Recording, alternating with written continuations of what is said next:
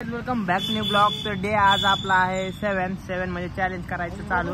तर आता आमचे राहुल दाजी आता मोजत आहेत की आता टिप्पईची साईज किती आहे आणि आता याच्या साईजची काच आणायची. त्या काचासाठी आमचं काम चाललेलं आहे. किती MM ची काच घ्यायला लागेल आपल्याला? 10 MM ची काच घ्यावी लागेल.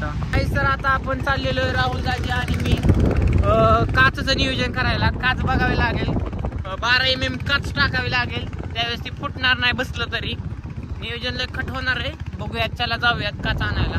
तर काय राहुल दाजी येणार होतं आपल्या बरोबर, पण आता ऋषीभाऊ आलेले.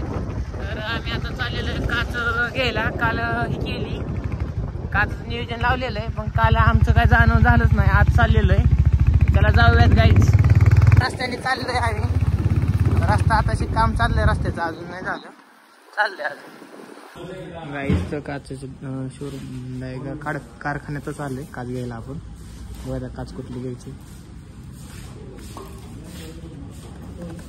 गाईस ग्लास घेऊन आलोय आता आम्ही. किती MM ची? 10 MM ची ग्लास आहे.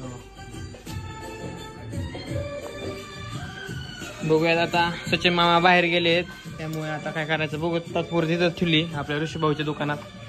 फासनर आहे ना इथला, फासनर डिझाईन